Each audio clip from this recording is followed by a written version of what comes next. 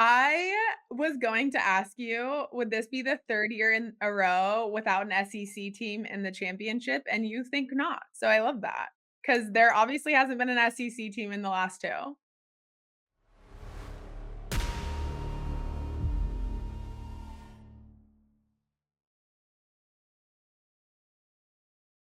Hey, Sassy Stuff, what's up? I'm Molly, and I'm here with Savannah today to talk about all the drama from the weekend with the College Football Committee deciding on our 12 playoff teams. Wow, what a weekend. Me and Savannah were just speaking about how we were like literally in church watching on our phones the playoff selection because we were so excited.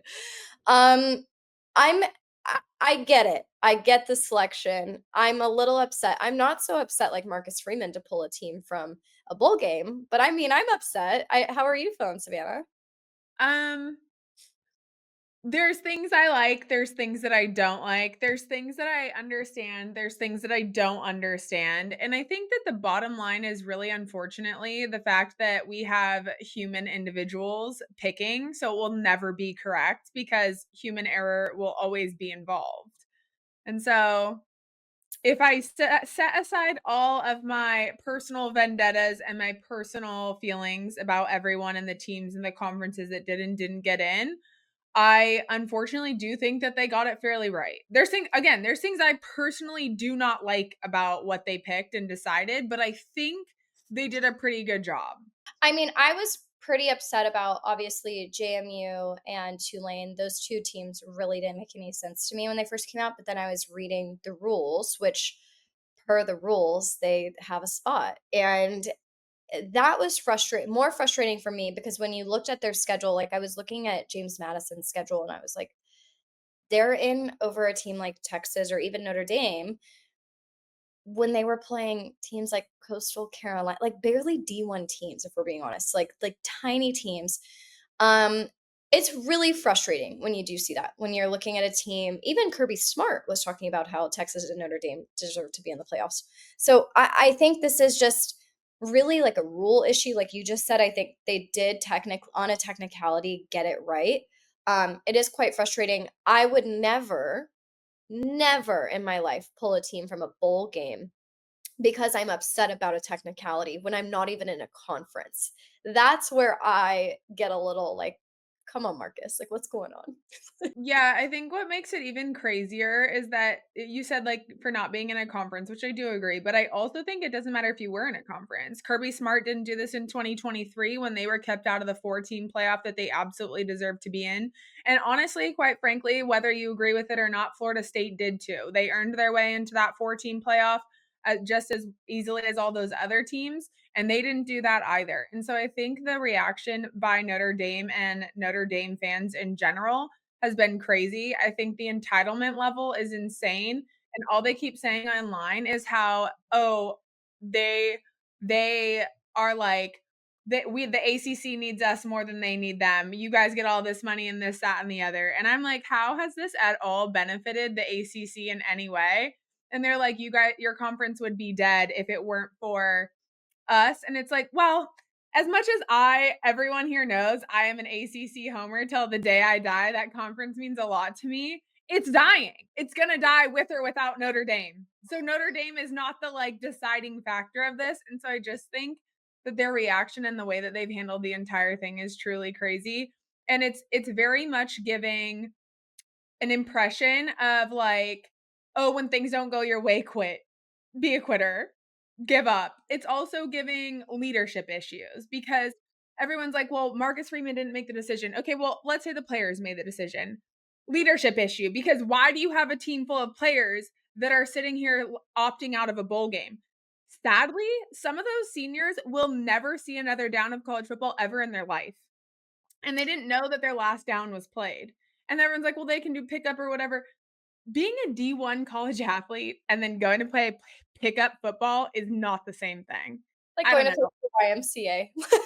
Yeah, people are like, "Why don't you do a pickup soccer league?" I'm sorry, there's nothing against it. I played soccer in college. I don't wanna play a pickup soccer league with random people. I can promise you that some D lineman that was going up against a 320-pound P4 offense lineman doesn't wanna do that either.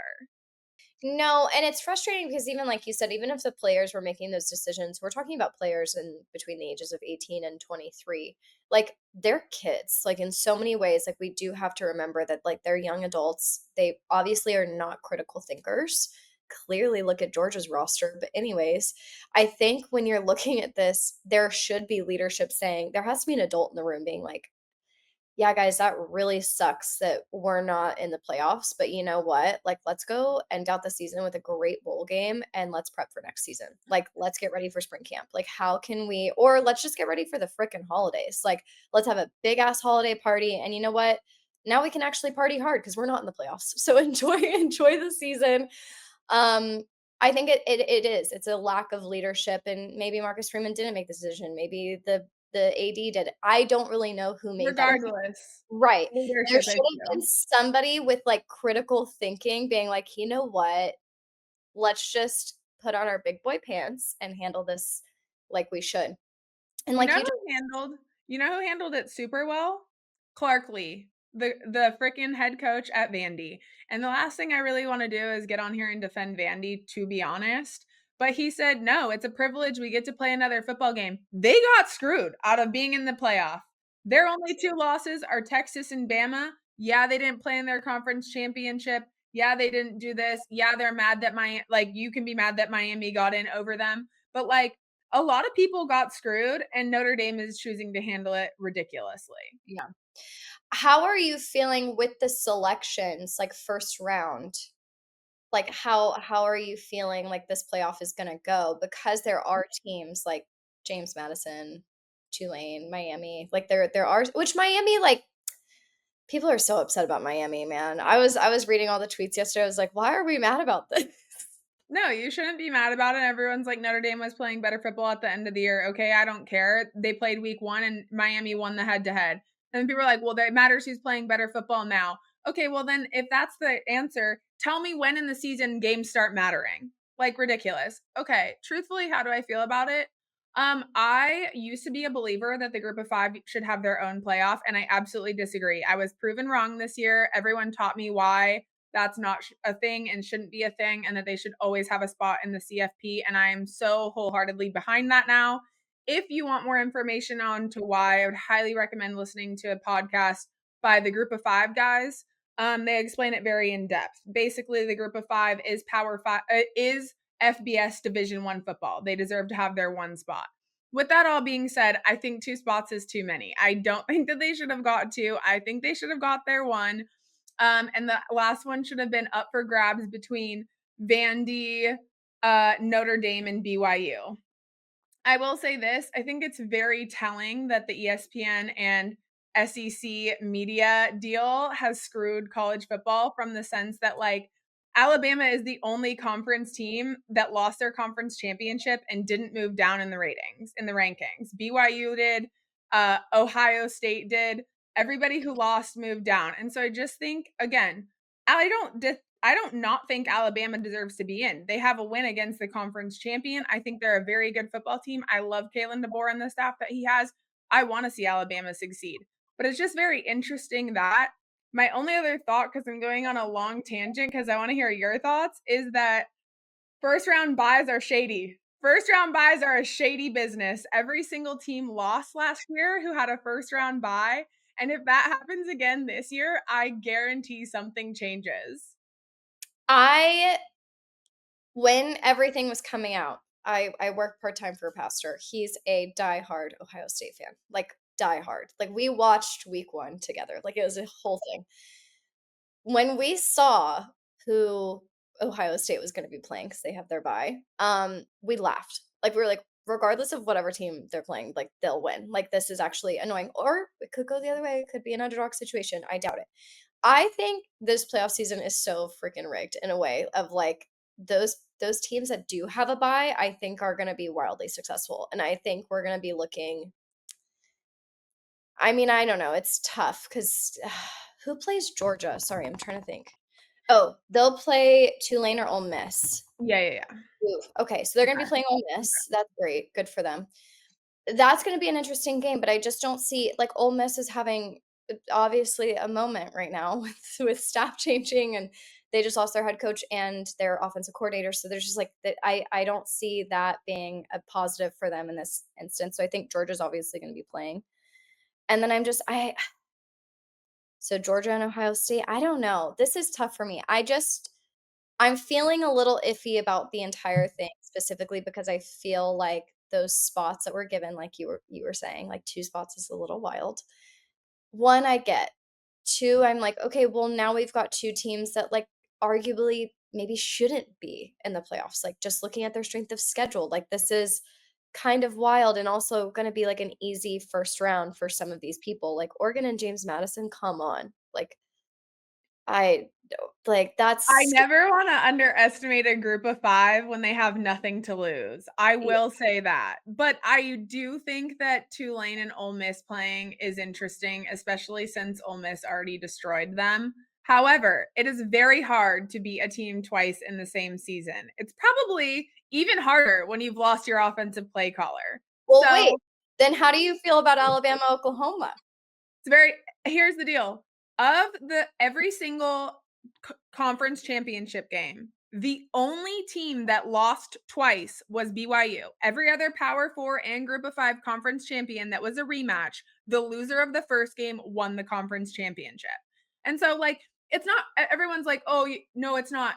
The odds are like 50-50, right? But Mm. 50% chance of winning a football game isn't good odds. That's an F.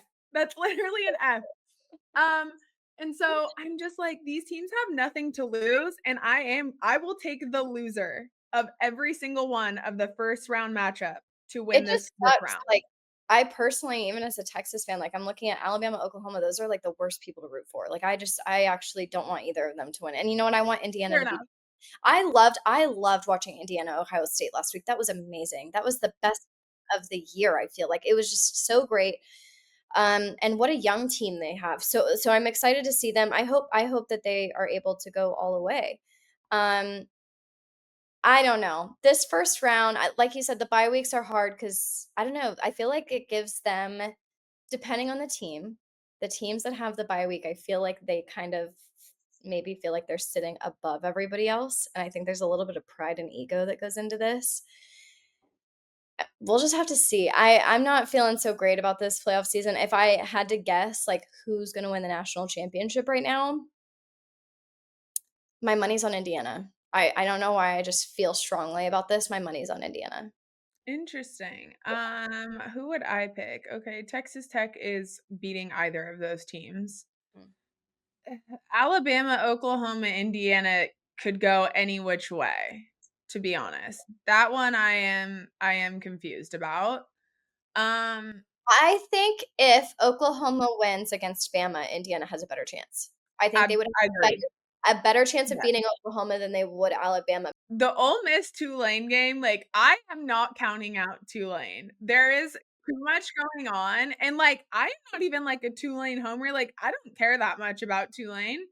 I just truly I have a lot of thoughts on Ole Miss from the standpoint of I know that they said that their offensive coordinator is returning to call the offense, but the problem is that that man was never calling the offense. Lane Kiffin was calling the offense.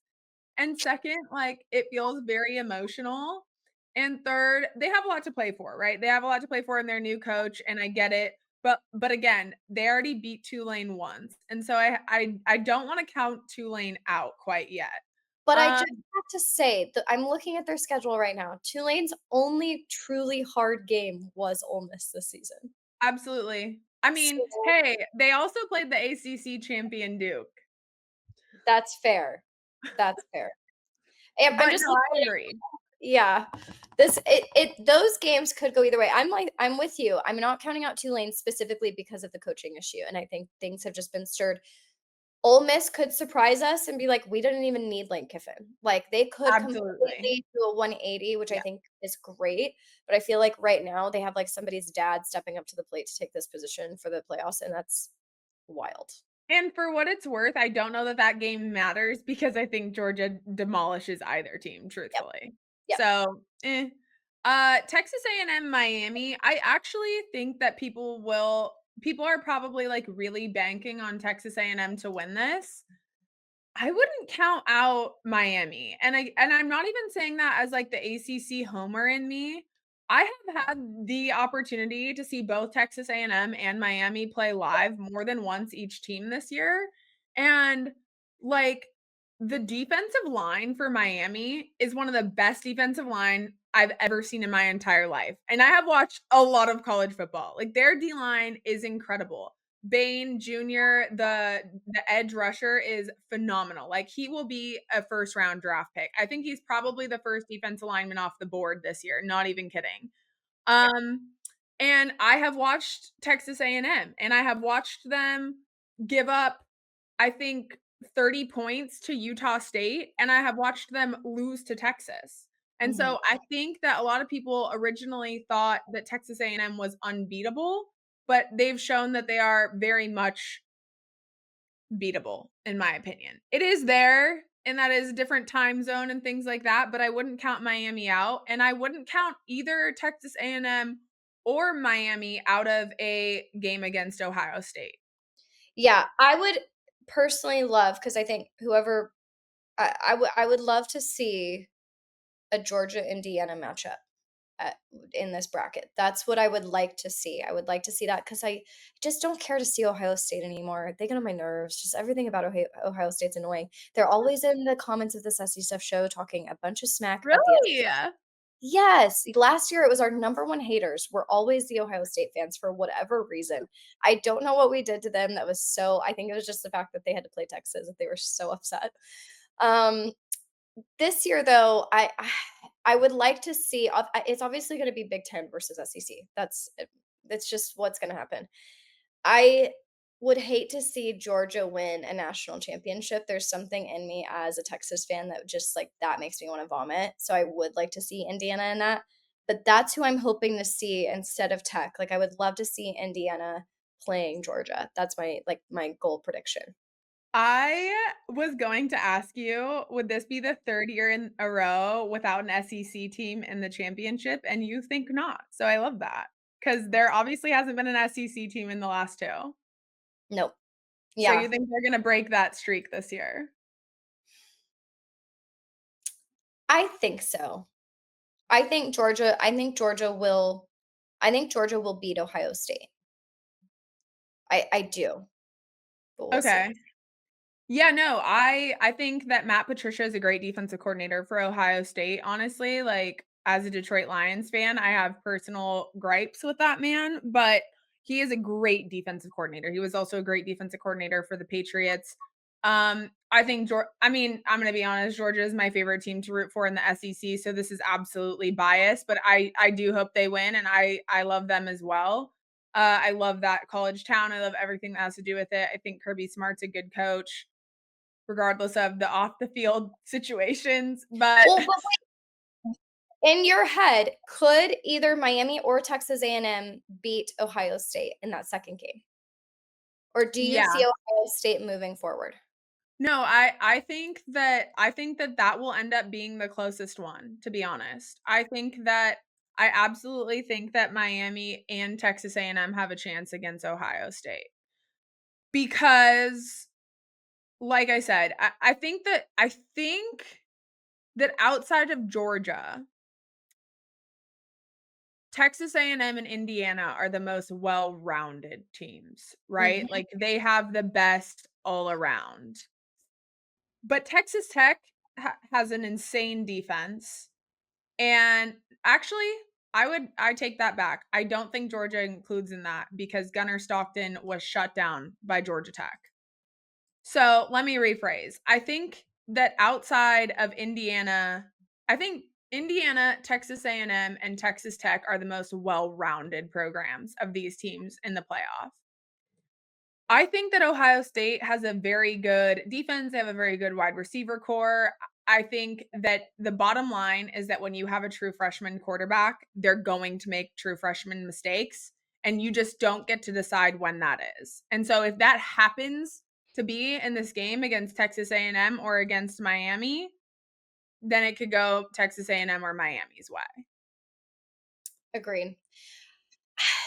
It's just hard for me to say. Like I said, I would love to see a Georgia-Indiana matchup. That's what I want to see in the final, but I mean, we'll just have to get through the first week of playoffs. But I mean, my team's not in it, so I have nothing to lose. I'm like, whatever. Like whoever at this point, I don't care.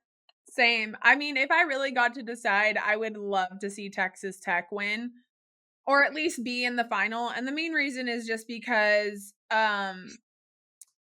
one, I love Jacob Rodriguez. I think he's a phenomenal player. I think he's a phenomenal like advocate for the game. I think he's a good person. I think all of those things. And it would be nice to see the diversity of ways that NIL can go because NIL has served Texas Tech very well. And granted, you need to have the money, but I've talked about this before. It's very interesting to see how NIL went at Texas Tech versus how it went at LSU, which means that it doesn't just come down to money. And so it Mhm. would be interesting to see how that would play out. Like I said, Georgia's easy for me to root for a lot of reasons outside of the week they play Georgia Tech. And so I mean, I'd love to see them too, but I agree with you on the Ohio State thing. I'm kinda tired of them. Yeah, it's just exhausting. Their fan base is exhausting, their program's exhausting. Even watching I mean, that first game between them and Texas week 1 was tiring to watch just because it was a slow game, and they do have a great defense. I mean, genuinely, they have great defense, so we'll have to see, but I would love to not see them, you know? I would love if they just, like, they get a I bye. get it. I'd love to just not see them again. It's kinda like watching the Chiefs play at this point, like, in the NFL. Like, I just don't wanna watch them anymore. Like, No, I get it. go Totally get it. go away. Yeah. Yeah, I think I'm just kind of rooting for, honestly, something crazy to happen. Like, I'm just kinda rooting for chaos at this point. 'Cause my team's not there, so Yeah. why not spice it up, add some drama? Like, somebody give me something good to hang on to for the next few weeks as we get through I mean, and they start soon. I mean, the first game is in 10 days, so or Absolutely. 11 days, so that's a quick turnaround. I'm looking forward to it. I'm looking forward to the bowl games. As a Texas fan, I'm ready to watch Texas play again at my last little game of the Yeah. year, and we'll prep for next year. And you know what? Middle fingers up to Notre Dame, because yeah. Yeah, a Notre Dame fan was mad about something I was saying in the comments, on Twitter because if you don't follow me on Twitter, I've been going in on Notre Dame hard all weekend. So if you're a Notre Dame fan, don't recommend following me. But if you aren't a Notre Dame fan, I highly recommend checking it out. But someone was like, "Fine, then I dare you to watch all the bowl games this year." And I was like, "Oh, buddy, oh, did you do any research before you came into my comments to say this? Like, I will be watching every single bowl game. It's so fun for me. I love seeing it. We Why only is get so much.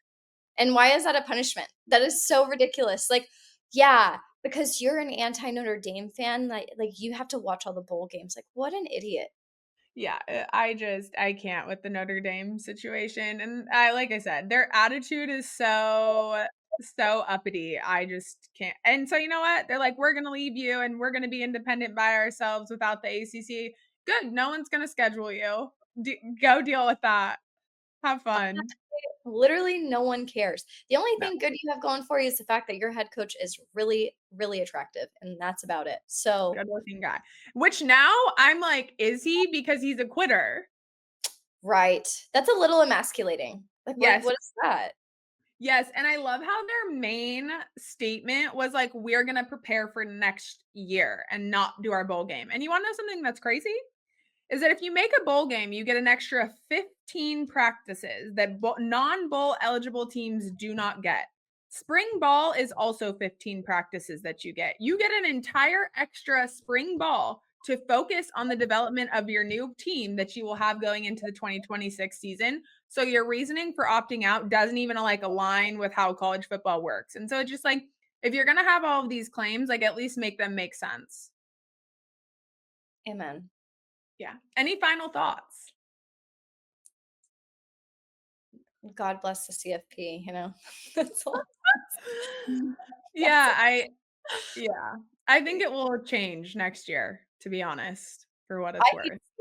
see it changing, and they've been talking about changing it, like, it was a discussion last year. I think this year is gonna really push it over the edge. I also just don't really understand, like, the qualifications to be on the committee. Like you said, it almost kind of sucks that it is humans that are choosing. Um, but also, how do you choose the best 12 teams when a lot of them had similar seasons like this year? So, Yeah. because it's all arguable to each their own. I made my Yep. peace with Texas before that bracket came out. Um, it's frustrating to see other teams that definitely didn't have the caliber of schedules, strength of schedule, go in outside of, like, Florida State and Texas and even Notre Dame. But rules are rules, and I'm a rule follower, so Yeah. Hey, yeah, it is what it is, and you're not gonna and it I agree. The arguments could go round and round because at the end of the day, everyone's just, like, biased toward their own team and want them to get in, which rightfully so, that's how you should be. yeah. But yeah, there was changes last year where the conference championships aren't automatic bids, and I think that that was the right move, and so I think they'll make more changes this year, but I think to top it all off or to close this out, adding more teams is definitely not the solution. Moving to a 16-game schedule is a little crazy. Literally crazy, literally crazy. Well, put in the comments your thoughts on the CFP and any teams you think should or shouldn't be in, who you want to see in the final matchup, who you think beats who, what upsets there are. I That is me and Molly signing off with SEC stuff.